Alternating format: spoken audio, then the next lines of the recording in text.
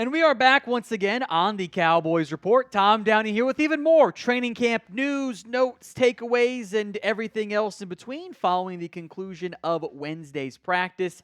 If you have enjoyed our training camp updates and you want more of them as we get closer and closer to the start of the preseason, then type me in the comments section. I think that's most of you, but confirm that for me. Spam your me's in the comments section.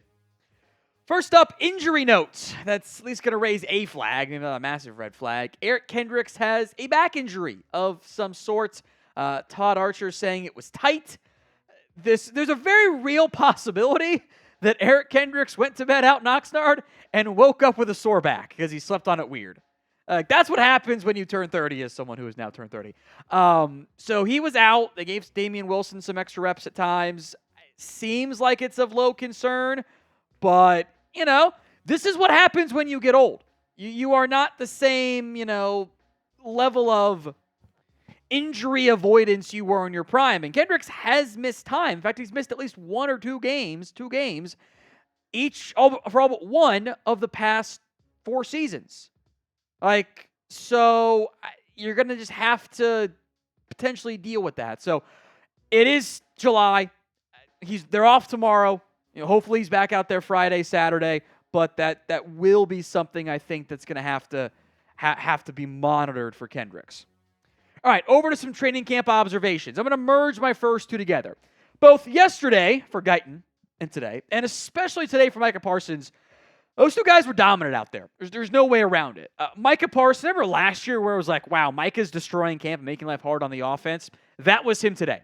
He got a lot of reps against Chuma Edoga, and he cooked him.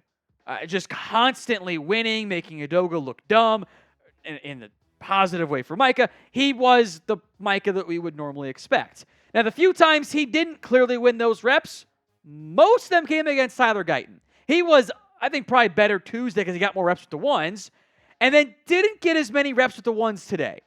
And look, we can just be honest here. Edoga's bad, okay? He got beat a ton on Wednesday. There were reps where even guys like Marshawn Nealon I thought were giving him some issues. The Cowboys can stop with the nonsense now. Let's stop the games and the veteran BS crap. Put Tyler Guyton with the first team full-time. There's no reason not to. You want to still mix in some awesome Richard snaps? Fine. When you come back out there Friday, Tyler Guyton should be with the ones. Stop it. It is a waste of time to do it otherwise. Micah's not getting better by cooking Chuma Edoga every rep. Tyler Guyton is not getting better by bullying up on Byron Vaughn's every rep. Stop it. Put those two guys together. Let the iron sharpen the iron. Get your first team. He's going to start week 1, or this is an organizational failure or something bad happened. So stop with the nonsense. Put him out there right now. I believe in democracy. So should Tyler Guyton start week 1? Y for yes, N for no. I'll say this. If you type in N for no, I think you're a crazy person. Part of me thought about going N for yes and not giving you an option. But it's an election year. We'll do the whole democracy thing. Y for yes, N for no. The Israel Mukuamu Hive lives, by the way. He had a very strong performance today, especially early on at camp. They were doing a lot their 1v1 drills. Mukuamu picked off 2 passes. The first one basically ran the route for the receiver. I think it was like Cam Johnson or something along those lines. Maybe Corey Crooms. He just ran the route downfield. I'm not worried about who's throwing the picks. It was Lance for that one. We'll talk about Lance later on, whatever. Just ran the route too good. Second one, he bullied the shit out of Jalen Tolbert. He just locked him up. And in real life, that ball's never actually getting thrown. So you're not going to deal with an interception there. But it's a drill. The quarterback has to throw it. The DB was too good on that play. It was Dak, by the way. But you got to throw it. Mukuamu made the play. He seems to be getting more work at corner. I ain't seen too many plays from Eric Scott. I think Mukuamu is a corner. I want to put him out there. I will not give up my Israel Mukuamu Hive dream, so I'm going to continue to propagate that propaganda, push that propaganda when it's available. But he played well. Had a good day. More than what we've seen in days past. How closely do you guys track your bank statements and credit card history? Who here is actually combing through every single charge on a regular basis? Or are you more like me? You're like, it's probably fine. And then you realize, I've been paying for something I shouldn't have been paying. Rocket Money does all that for me now, so I don't have to worry about it. Rocket Money is a personal finance app that finds and cancels your unwanted subscriptions, monitors your spending, and helps lower your bills so you can grow your savings. Rocket Money has over 5 million users and has hit a total of 500 million in canceled subscriptions, saving members up to $740 a year when using all of the app's features. You have full control of your subscriptions, a clear view of your expenses, and they'll cancel the subscriptions for you so you don't have to worry about customer service nonsense. Stop wasting money on things you don't use. Cancel your unwanted subscriptions and monitor your spending the easy way by going to rocketmoney.com/Cowboys. That's rocketmoney.com/Cowboys. The link will be in the comment section and the description of today's show. It's rocketmoney.com/Cowboys. Next up, I think the passing offense is better. I think I probably had a pretty damn good day overall. Again, not perfect. You're never going to be perfect in camp. It'd be a bad thing if you were perfect. Make no mistake, the passing offense misses CeeDee Lamb. They're not really going at Deron Bland that much, because they don't have a guy that can beat him one-on-one necessarily. But this was a red zone heavy day of drills and practices. I thought especially Dak Prescott and the passing offense were solid. Several plays made in the red zone drills and 2-minute drills. And you should have a bunch of touchdowns. You had those two.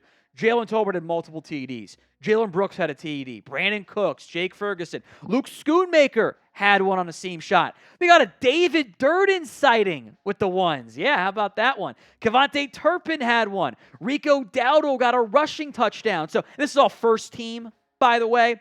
The second team stuff, they didn't really move the ball that great with the second team, but first team got a lot of the reps today, which I think actually does make sense.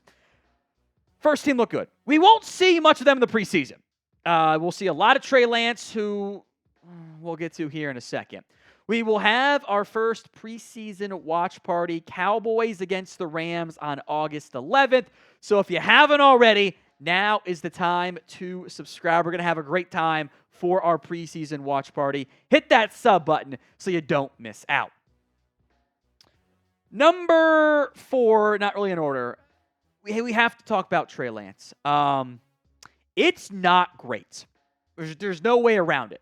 Multiple interceptions in team drills. I'm not going to count the one against Mukuamu. That's and the 1v1. That's not really a quarterback drill. It's a receiver corner drill. Had some nice plays late. But overall, look, Lance has been more down than he's been up. There's kind of no way around that. He just hasn't had his best stuff. He got picked off once by Willie Harvey. He just didn't see him. Harvey's just drifting back into coverage, and Lance throws it right to him.